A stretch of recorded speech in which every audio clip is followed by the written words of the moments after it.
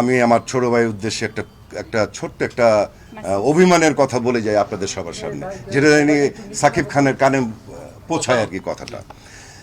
আমি দেখলাম যে এরকম হলে গিয়ে সাকিব সহ নাটক মিডিয়ার অনেকেই সহ ছবি দেখেছে। এটা সম্ভবত যেহেতু পরিচালক নাটক মিডিয়ার সঙ্গে জড়িত, তারপর চঞ্চল ভাইয়া আছে, সে নাটক মিডিয়ার সাথে জড়িত, তাদের মাধ্যমেই হয়তোবা একটা এরকম শো হয়েছে, যেখানে প্রিমিয়ার শোটা হয়েছে।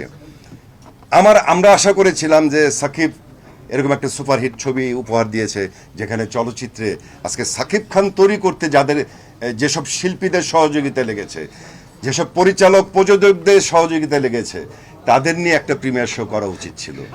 হয়তো ভবিষ্যতে করবে কিনা জানি না, তবে করা উচিত ছিল। এক ছবি দিয়ে তো আর সব কিছু হয় না, তবে এই ছবিটা আলোচনায় এসছে এবং মোটামুটি দর্শকদের মধ্যে একটা ছবি দেখার আগ্রহটা হলে যে আমার কাছে মনে হয়েছে, কারণ আমি নিজেও এই ছবিটা হলে গিয়ে দেখেছি এবং আশা করি যে বাংলা চলচ্চিত্র আরও সামনের দিকে এগিয়ে যাবে। শুধু একটি ছবি দিয়ে না, এরকম আরও অনেক ছবি লাগবে, কারণ যে ছবির ইন্ডাস্ট্রিটা যেরকম পিছিয়ে আছে, এটা সামনে এগিয়ে নিতে আরও আরও এরকম লাগবে।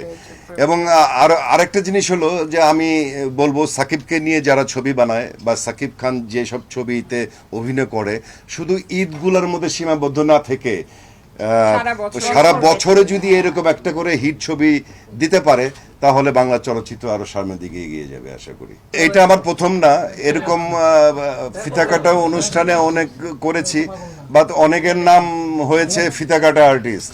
ভাই, শিল্পীরা হচ্ছে ফুলের মতো, আমাদের চেহারা দেখিয়ে আমাদের বিজনেস নাকি, সেটা বড় পর্দায় হোক, সেটা মঞ্চে হোক, সেটা এই ধরনের অনুষ্ঠানে হোক, এটা হলো আমাদের শিল্পীদের কাজ, ঠিক আছে?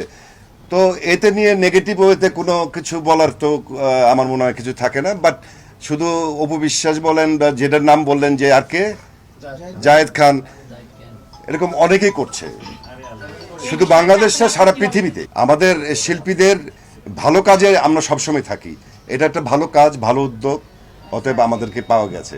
কেন আমি তো যে মানে সকালে কাজ থেকে এসে এখন এই যে 8টার মধ্যে আমাকে ঢুকতে হবে আবার গুলশানে আমার একটা কাজে, ঠিক আছে? তো আমি তো কাজ বাদ দিয়ে এটা করছি না, কাজের ফাঁকি করছি, আর এটাও একটা কাজ। যখন নাকি জাফর ইকবাল সাহেব মারা গেছে, তখন মনে হয়েছে যে রোমান্টিক হিরো আর আসবে না। এরপর সালমান শাহ আসলো, এরপরে রিয়াজ, ফেরদৌস, আমি ছিলাম, ওমর সানি ছিল, বাপ্পা ছিল, একের পর এক আসছে। আমার কাছে মনে হয়, জানি না অন্য আপনারা কি বলবেন, সেটা আপনাদের ব্যাপার, বাট পৃথিবীতে কোনো কিছু কারোর জন্য থেমে থাকে না, ঠিক আছে? আজকে অমিত হাসান না থাকলে আরো এরকম অমিত হাসান, এরকম শিল্পী আরো অনেক জন্ম হবে, ঠিক আছে? অতএব কারোর জন্য কিছু থেমে থাকে না। আজকে আপনারা যারা সাংবাদিক আছেন, আপনারা যদি না থাকেন, তো এরকম ভিড় কি আর সাংবাদিক আসবে না? অবশ্যই আসবে। অতএব পৃথিবীতে শেষ বলে কিছু নেই, পূরণ হবে। তবে হ্যাঁ, একজন জাফর ইকবাল, একজন সালমান শাহ বা জসিম সাহেব বা একজন মান্নার হয়তো হবে না, আরেকটা শিল্পী তৈরি হবে। আমি যদি এখন বলি যে আমি all round star, all time star, তাহলে কি এটি চালু হবে? আমাকে এটা কে দিয়েছে আমার জানতে হবে, এক। আর দ্বিতীয়ত হলো যে টাইটেলগুলো কে দেয়, এটা তো আমাকে জানতে হবে। আসলে ভাই, আমার পিছনে খালি অমিত হাসান চলচ্চিত্র অভিনেতা লেখা আছে, এরকম স্টার বা ওরকম না। স্টার কিন্তু বেশিক্ষণ থাকে না। স্টার ব্যাপারটা আমি বলি, স্টার কিন্তু সবসময় থাকে না। একজন অভিনেতা হিসাবে আমি নিজেকে মনে করি, বা প্রত্যেকটাই যারা আছে প্রত্যেকে অভিনেতা এবং অভিনেত্রী, ঠিক আছে? এটা আজীবন সবসময় থাকবে দর্শকের মাঝে। মনে করেন যে আমার পিছে সাকিব কখনোই ছিল না, পাশাপাশি ছিল, ঠিক আছে? তো একসঙ্গে কাজ করতে গেলে ছোট ভাই বড় ভাই বা যা, কেউ আগে আসলো কেউ পরে আসলো, এটার সঙ্গে আগে পিছিয়ে কোনো ব্যাপার না, ঠিক আছে? সাকিব তার যোগ্যতা দিয়ে সামনে এগিয়ে এসছে। আমার এখন কাজ শেষ হলো আপনার মুক্তিযুদ্ধ ভিত্তিক যে ছবিটা, অপারেশন জ্যাকপট, যেখানে আমি জেনারেল ওসমানীর ক্যারেক্টার করছি। এটার কাজ শেষ করলাম, লাস্ট একদিন শুটিং বাকি আছে, 28 তারিখে। এছাড়া জাজ মাল্টিমিডিয়ার একটা ছবি আছে আপনার, এই মাসুদ রানা, এটার কাজ শেষ করলাম। তারপর আপনার অপূর্ব রানার একটা ছবি আছে যন্ত্রণা, আর ইকবালের আছে বিট্রে, আমাদের ইকবাল, এমডি ইকবাল। এই কাজ নিয়েই ব্যস্ত আছি। এখন কিন্তু চলচ্চিত্রের গল্পটা এবং ধারাটা চেঞ্জ হয়ে গেছে। যেমন আমাদের সময় আমরা একই সঙ্গে 8-9 হিরো রান করেছি, প্রত্যেকের হাতে প্রচুর ছবি ছিল।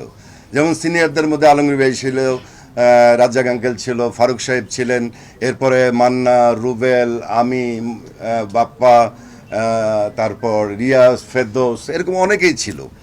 এবং একটা ছবিতে দেখা গেছে 3টা হিরো 3টা হিরোইন কাজ করছে, বা একাধিক হিরো হিরোইন নিয়ে, অথবা দেখা গেল সিনিয়র একটা আর্টিস্ট আছে, আলমগীর সাহেব, জসিম সাহেব আছে, শাবানা ম্যাডাম আছে, আমি, পপি, শাবনূর, আমরা অভিনয় করেছি।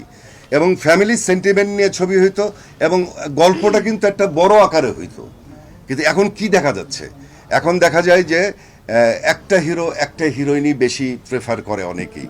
অনেক হিরো হিরোইনের নাম শুনেছি, না ভাই 2টা হিরো থাকলে করব না, 2টা হিরোইন থাকলে করব না। তাতে কি হয়েছে, গল্পগুলো কিন্তু একই রকম হয়ে গেছে, চেঞ্জ হয় নাই কোনো। দেখা গেল যে ওই একটু রোমান্টিক ওয়েতে হয়েছে, বা একটা নর্মাল সিঙ্গেল অ্যাকশন ছবি হয়েছে। তা আসলে কম্পিটিশনও দরকার আছে। যখন নাকি আমি আর মান্না একটা ছবি করতাম একসঙ্গে, তখন আমাদের মধ্যে কম্পিটিশন থাকতো, কে কার চাইতে ভালো অভিনয় করতে পারে। এখন এই জিনিসগুলো দরকার, গল্পগুলো চেঞ্জ করতে হবে। কারণ এই সব ছবি কিন্তু হবে না, তুফানও হবে না, সব ছবি কিন্তু এইরকম হিট করবে না। অত গল্প চেঞ্জ করতে হবে। এটা কি সাকিবের দায়িত্ব বলেন? একজন অভিনেতার দায়িত্ব না তো কয়টা হিরো থাকবে, কয়টা হিরোইন থাকবে। এটা নির্ভর করে প্রযোজক এবং পরিচালকের উপরে, কি উনি কি ছবি বানাবে তার উপর নির্ভর করবে। ছবিটা ইন্ডিয়াতে চলবে, বাংলাদেশে চলবে, সারা পৃথিবীর অনেক দেশে চলবে। কো প্রোডাকশন টাইপের ছবি এটা, নাকি কো প্রোডাকশনই সম্ভবত, যে কারণে 2 দেশের থেকে ভাগ করে শিল্পী নেওয়া হয়েছে। যে ইন্ডিয়া বাংলাদেশে চলবে, ইন্ডিয়ার সে নায়িকা আছে, কারণ অতীতেও আমরা এরকম ছবি করেছি।